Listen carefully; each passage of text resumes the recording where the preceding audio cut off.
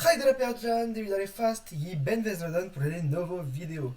Devi dare go episodio renrake gli hor ekn ikros habro kogo météo ikongon et remental. Bonjour à tous les amis, c'est First. C'est la motivation, hein, parce que c'est vraiment pas du tout la deuxième fois que je tourne cet épisode à cause d'un problème de mon logiciel de record. C'est pas vrai. On se retrouve pour l'épisode 16 de la série du Feuilleranné sur la météo et les éléments. Si vous ne l'avez pas compris, c'est ce que j'ai dit dans l'introduction que j'ai faite, un petit peu plus longue que d'habitude. Dites-moi en commentaire si ce type d'intro vous plaît plus ou si c'est l'autre intro juste avec la petite phrase en Feuilleranné de base. Mais là, j'essaie un nouveau style d'intro. Dites-moi si ça vous plaît. On commence à maîtriser bien les phrases en Feuilleranné, donc du coup, je me dis que introduire le thème de la vidéo en Feuilleranné, c'est, je pense, à votre portée. Alors, aujourd'hui, météo et éléments. Énormément de vocabulaire, mais cette fois-ci, je vous ai bien trié le vocabulaire. Contrairement peut-être à d'autres vidéos où j'avais peut-être mis le vocabulaire un peu en vrac. Là, je vous ai mis du vocabulaire dans des catégories différentes. Et on verra 6 exemples derrière différents pour pouvoir les voir en situation réelle. Alors, c'est parti. Tout de suite, on rentre dans le vif du sujet avec les 3 termes de base du vocabulaire général concernant la météo et les éléments. Donc, du coup, le mot météo. Du coup, go météo, il faut que vous reteniez, c'est la seule chose dans le vocabulaire général qui va être peut-être compliqué à retenir, c'est que le mot météo est masculin. Étant donné qu'il finit en O, je ne pouvais difficilement pas le mettre masculin. Du coup, forcément, par rapport au français où il est féminin, là il faut que vous reteniez qu'on dit bien go météo pour la météo. Donc finalement, le météo en chevronnais. Ensuite, go bouletto météo rorojiko. Attention, beaucoup de choses ici. Vous pouvez utiliser le bulletin météo sans utiliser la terminaison comme nous on dit en français. On dit pas, personne ne dit le bulletin météorologique. Et si vous voulez l'utiliser complètement, vous devez dire météorologico. Prononcez bien correctement. En français, on dira souvent le bulletin météo. Donc en chevronnais, vous pouvez dire go buleto météo. Hein. Ça marche très bien. Et ensuite, on a le mot elemento qui veut dire élément. Donc du coup, tous ces mots sont masculins. Donc le seul qui, en français, est féminin de base, c'est météo. Donc il faut que vous reteniez que météo est un mot masculin. Voilà, c'est la seule difficulté, je pense, du vocabulaire général. De manière générale, ensuite, il suffit juste d'apprendre son vocabulaire. Et si vous faites des listes ou si vous apprenez régulièrement votre vocabulaire, contrairement à la personne qui est en train de vous parler actuellement, c'est-à-dire moi, vous devriez normalement réussir à apprendre et à retenir le vocabulaire. Parce que les 3 quarts du vocabulaire que je mets dans ces vidéos, je les retiens pas. Il va falloir que je les apprenne un jour. Si je parle pas le Shoyurane, personne va parler Shoyurane. Mais bon. C'est parti, on va rentrer dans le vocabulaire un peu plus technique, du coup avec des verbes pour parler de la météo. Ça faisait longtemps qu'on n'avait pas vu notre petit pronom débit. Le débit, le pronom, je suis vraiment trop content d'avoir ajouté débit dans la langue shoyuranaise. Ça simplifie énormément de choses. Et du coup, vous avez 3 verbes: ventro, venter, yuvro, pleuvoir et yukro, neiger, que vous pouvez utiliser la 3e personne du singulier avec le pronom débit pour utiliser la forme il impersonnel pour dire il vente, il pleut ou il neige, débit ventre, débit yuvre et débit yukre. Vous voyez, il suffit de conjuguer à la 3e personne. C'est des verbes qui ne peuvent se conjuguer évidemment que la 3e personne du singulier. Vous dites pas je vente. Enfin oui, mais ça n'a pas le même sens. Enfin, bref, vous dites pas je pleut, ça n'a aucun sens je pleut. Vous dites pas je neige. Voilà, bref, vous avez compris, je vais pas polémiquer, mais voilà, vous utilisez la 3e personne du singulier et donc du coup vous utilisez le pronom débit, qui veut dire le il impersonnel dans cette situation-là en particulier, même si c'est aussi le pronom on. Ensuite, vocabulaire très spécifique sur la météo, on va revenir sur pas mal de vocabulaire. Je vais pas m'attarder, je trouve, sur les genres parce que j'ai pas trop le temps pour ça. Par contre, vous pouvez juste regarder le genre, hein, non masculin, non féminin, c'est toujours écrit à droite si vous avez besoin.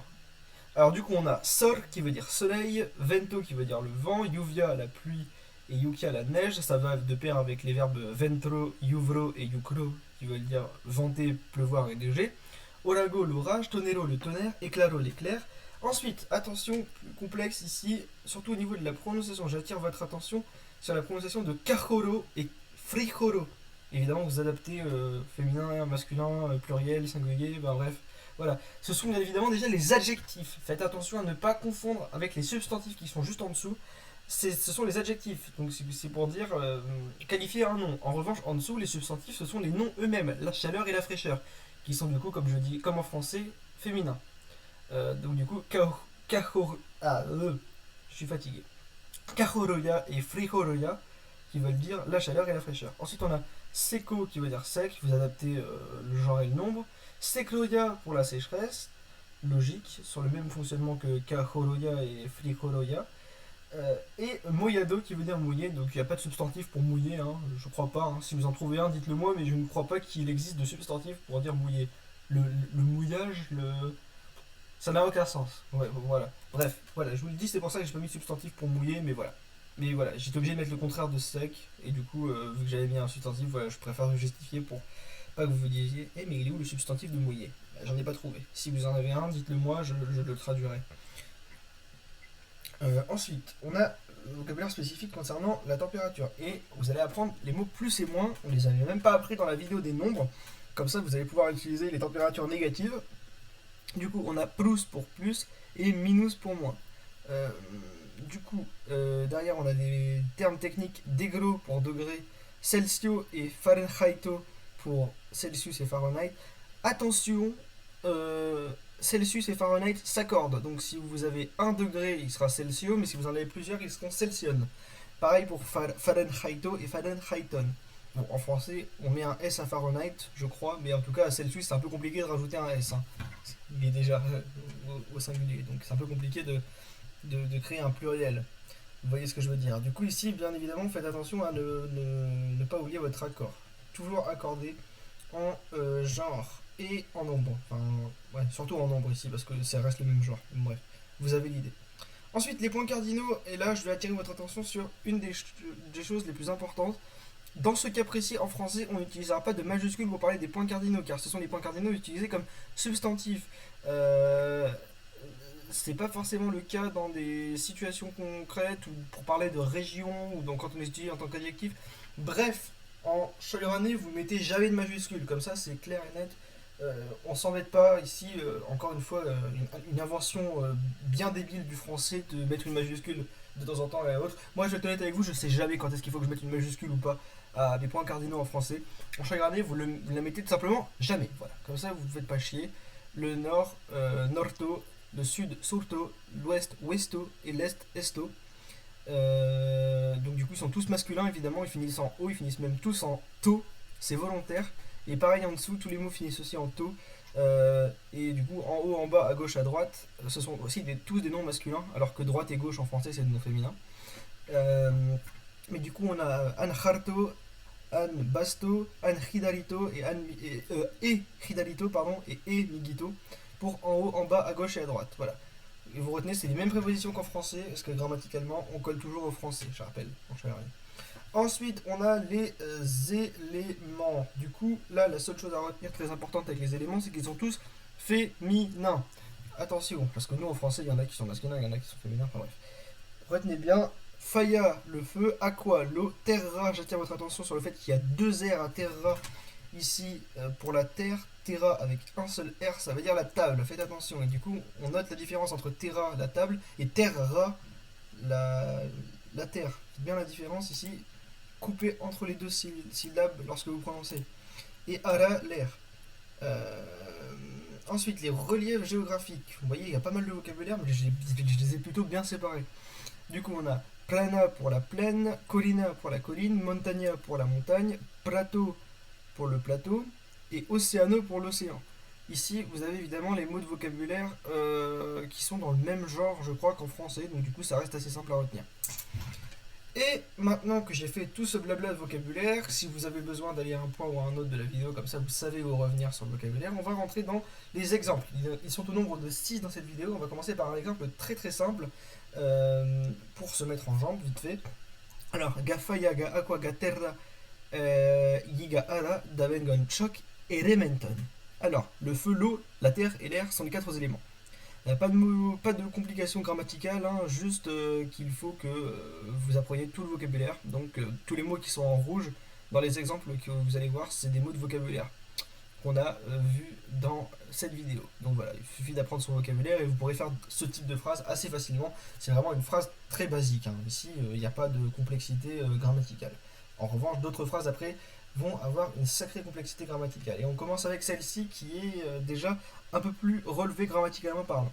Gopureto météo, ubre dos rodo que debi ouvre hor y que debi yukrove déger. Alors, on analyse. Le bulletin météo a dit qu'il pleut aujourd'hui et qu'il neigera demain. Qu'il neigera demain. Alors du coup, voilà, ici on a les utilisations. Donc le mot bulletin météorologique qu'on a appris dans la vidéo et les mots yuvro et yukro qui veulent dire pleuvoir et neiger, que vous conjuguez au présent pour pleuvoir et au futur pour neiger. Comme ça, on a des utilisations au présent et au futur. Et évidemment, les pronoms impersonnels débit, les pronoms personnels, non, vous avez bref, le pronom il impersonnel ici traduit par débit, et le point qui est important grammaticalement dans la phrase, c'est ici le ubre dos rodo, le bulletin météo il a dit. Alors pourquoi j'ai traduit ce passé composé français ici par un passé composé en choix-gradé? Parce que évidemment il faut justifier ce choix.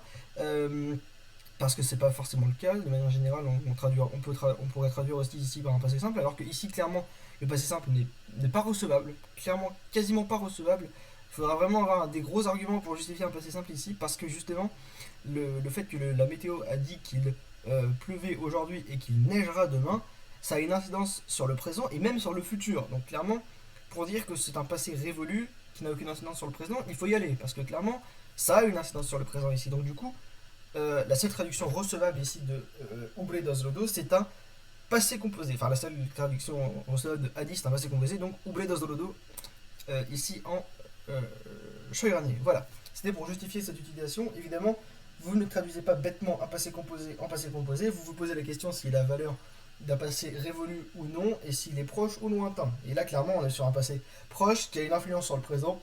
On ne peut pas utiliser le passé simple. Par contre, oui, justement, il faut utiliser un passé composé. Il n'y a pas d'autre solution. Troisième exemple, et là, soyez concentrés parce qu'on a des techniques de traduction grammaticale française et espagnole qui vont se mélanger dans cet exemple. Du coup, il faut que vous soyez vraiment très très très concentrés. Et ça commence dès le début avec debi ikucrio. Alors là, on a l'utilisation d'un passé simple pour traduire le il a fait froid, donc frijolo. Pourquoi on a un passé simple? On va revenir dans l'exemple. Il y a plusieurs points qui nous indiquent qu'on a le passé simple. Du coup, il faut que vous posiez la question avant de traduire si on utilise ou non un passé composé ou un passé simple. Parce que justement, c'est ce qu'il y a derrière qui va nous indiquer qu'on utilisera un passé simple. Derrière, on a Kodan, Bru, Dernadan, Semadanan. Ces 3 dernières semaines, traduit littéralement. Il n'y a aucun souci. Kodo, on reviendra dessus. Kodo, Koda, Kodon, Kodan, on reviendra dessus dans la prochaine vidéo qui sera sur les pronoms. Je vous l'avais promis depuis un bon moment, vous allez la voir et enfin vous pourrez comprendre, tous vos doutes seront dissipés, je l'espère. Parce que c'est vrai qu'il y a pas mal de choses avec les pronoms en choix-gradé qui sont un petit peu bizarres. Du coup, on a ces 3 dernières semaines qui est un marqueur plutôt lointain du passé, mais si on considère que ça a commencé les 3 dernières semaines mais que ça se termine récemment, on peut encore se dire que c'est encore le cas un peu aujourd'hui. On attend peut-être la suite de la phrase pour savoir si c'est un passé révolu ou un passé proche, qui a une incidence sur le présent. Et là, on a une rupture avec medo deski, mais depuis, nouveau mot de vocabulaire depuis deski, qu'à Jordan, ça fait 2 jours maintenant, depuis 2 jours, qu'il fait beau. Debi ubre darodo ikuclondo beyo. Je reviens sur la forme un peu barbare que j'ai soulignée là, dessus, après. Juste après.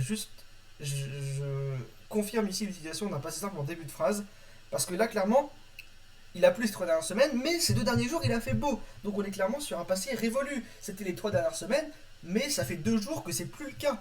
Donc clairement, on est sur un passé qui n'a plus d'incidence sur le présent, parce que maintenant, depuis 2 jours, il fait beau. Rien à voir. Il fait plus froid, il fait beau. Donc du coup, clairement, ici, le debi ikucrio est la traduction la plus logique, la plus recevable. Donc du coup, un passé composé français traduit par un passé simple en choix-gradé.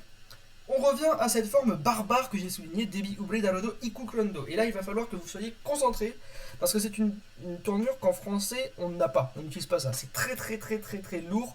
Par contre, en espagnol, ce serait typiquement utilisé dans ce genre de cas. Alors, si on devait traduire en français très maladroitement ce que j'ai écrit debi ubre darodo ikuclondo, on devrait dire il a été en train de faire beau. C'est moche. En français, on n'utilise pas ça. Pourtant, en espagnol, c'est ce qu'ils auraient utilisé. Ha estado haciendo buen tiempo. C'est ce qu'on dirait en espagnol. Du coup, c'est ce qu'on dit en Cholérané.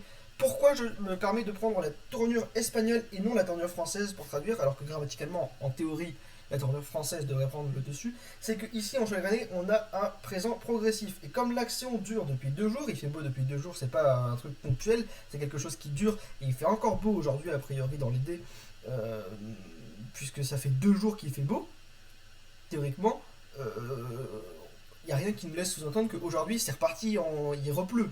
Théoriquement, quand on dit ça fait 2 jours qu'il fait beau, théoriquement, quand vous voyez quelqu'un qui dit, enfin, quand quelqu'un vous dit ça fait 2 jours qu'il fait beau, théoriquement, au moment où il parle, il fait encore beau. Sinon, il précise derrière dans sa phrase, ah ça fait 2 jours qu'il fait beau, mais maintenant, oh là là, il repleut. Ça serait pas très très logique. Donc du coup, on est sur une action qui dure dans le temps, mais qui a commencé dans le passé. Et donc là, du coup, qu'est-ce qu'on va utiliser? On va utiliser un passé composé progressif. Ça n'existe pas en français, parce qu'évidemment, on n'a pas de forme progressive, mais en espagnol, c'est très très très utilisé.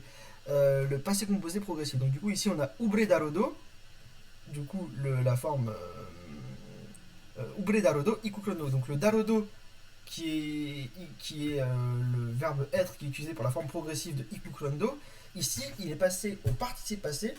Il a été le ikuclondo, ici, qui veut dire en train de faire, vous voyez, ikuklo faire, ikuklondo en train de faire, il a été en train de faire, donc du coup, vous voyez, l'idée c'est que c'est une action qui a duré dans le temps, dans le passé, et qui dure toujours maintenant dans le présent.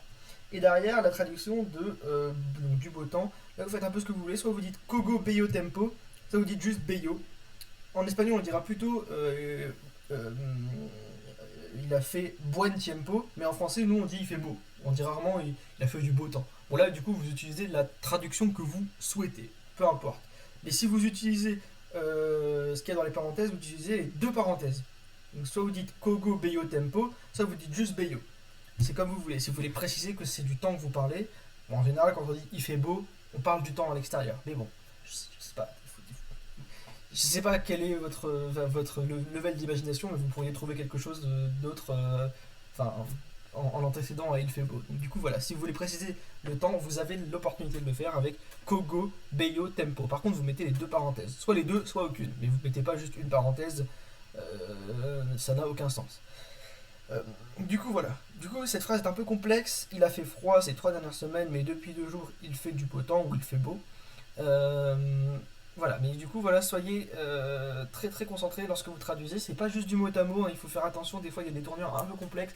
Et du coup, l'utilisation ici d'un passé composé progressif est la meilleure traduction. Il y a peut-être d'autres traductions qui sont moins bien, mais qui pourraient faire l'affaire.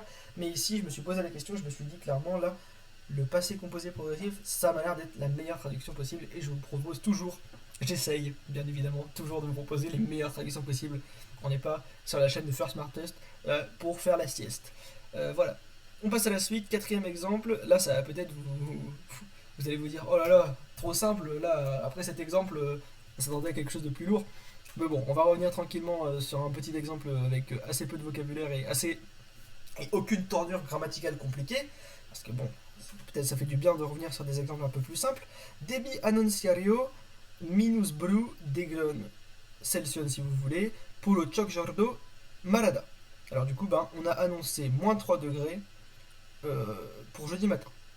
Du coup, ici, je justifie l'utilisation d'un passé simple pour annunciaro, donc du coup annunciario, 3e personne du singulier du passé simple.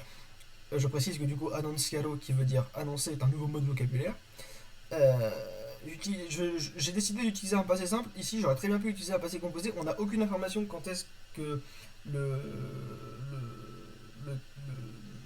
l'annonce a eu lieu. Si c'est une annonce qui a eu lieu dans un passé lointain, même si c'est pour jeudi matin, clairement, on peut justifier ça pour l'utilisation d'un passé simple. C'est une annonce qui a eu lieu hier ou aujourd'hui, vous pourriez utiliser un passé composé. Ici, les deux sont recevables. Peut-être même que le passé composé est un peu mieux, mais le passé simple est totalement acceptable comme traduction. Donc j'ai utilisé passé simple pour aussi pour vous remontrer un petit peu comment on forme le passé simple, parce que c'est vrai que le passé composé est assez simple à former, mais le passé simple, on l'emploie moins souvent en français. Donc du coup, en chaque année, vu qu'on l'emploie à peu près aussi souvent, voire plus que le passé composé, ça vous fera pas de mal d'avoir une forme du passé simple, encore une fois. Ici, évidemment, minus blue pour le moins 3. Degron, degré, évidemment, vous n'êtes pas obligé de préciser Celsius, mais si vous le faites, vous l'accordez, comme je l'ai dit au début de vidéo. Godegro Celcio, Gondegron Celsion. Voilà, vous n'oubliez jamais, enfin, vous mettez toujours votre N, euh, la lettre N, hein, pas votre N, votre, votre colère, hein, le N, hein, pas la N. Ah bref, vous avez compris. Pour le choc genre de Marada, donc pour jeudi matin, mot à mot. Pas de complexité. Ensuite, cinquième exemple et avant-dernier, ici on revoit, je vous remartèle bien, l'utilisation des points cardinaux avec, avec des petits mots de vocabulaire vite fait en fin de phrase, points cardinaux. Mais il faut que vous ayez conscience que les points cardinaux s'utilisent avec une minuscule, jamais de majuscule.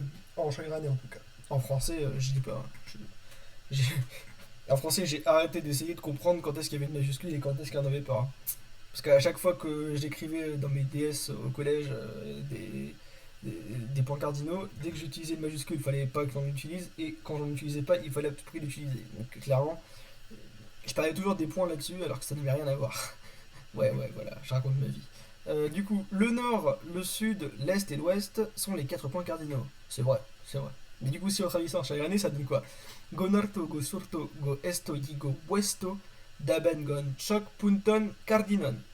Donc, à part points cardinaux et les mots et les points cardinaux en tant que tels de vocabulaire, la phrase est très simple à construire. N'oubliez pas votre forme irrégulière de daro, donc d'aben à la troisième personne du pluriel avec un B et non avec un R.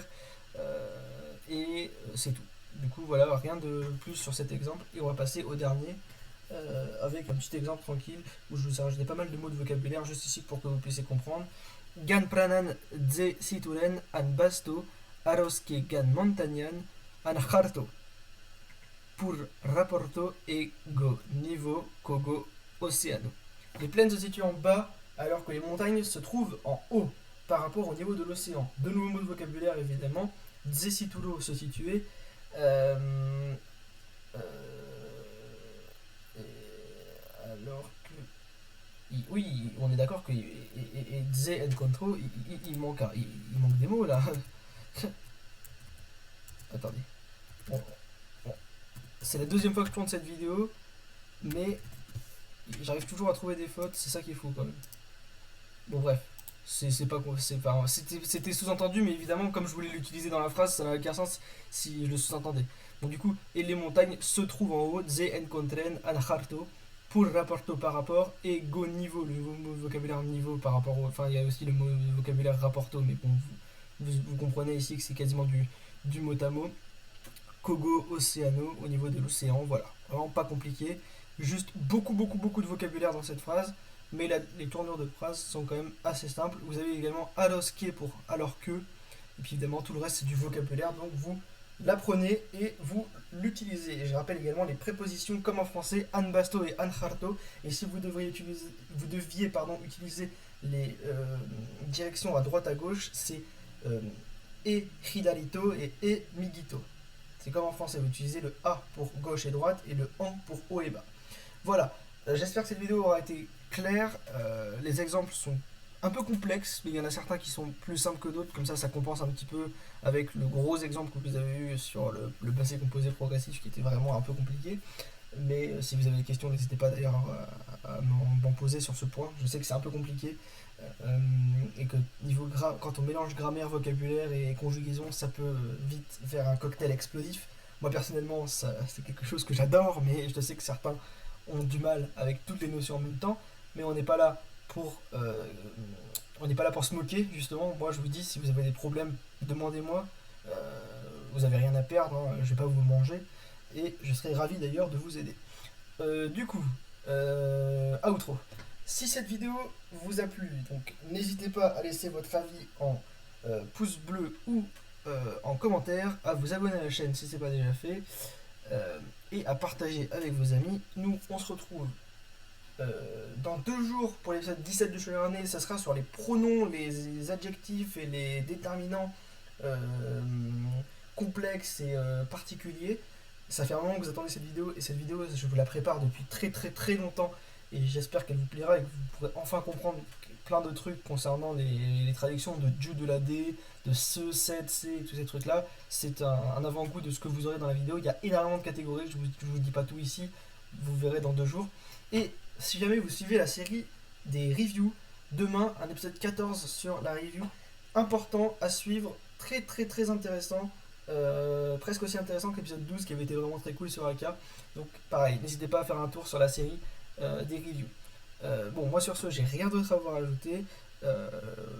Et je vais aller upload cet épisode pour que vous puissiez l'avoir tout à l'heure à 17h. Et du coup, on se retrouve quand vous voulez sur la chaîne, en commentaire ou je sais pas. J'ai plus rien à dire. Allez, Saïdra.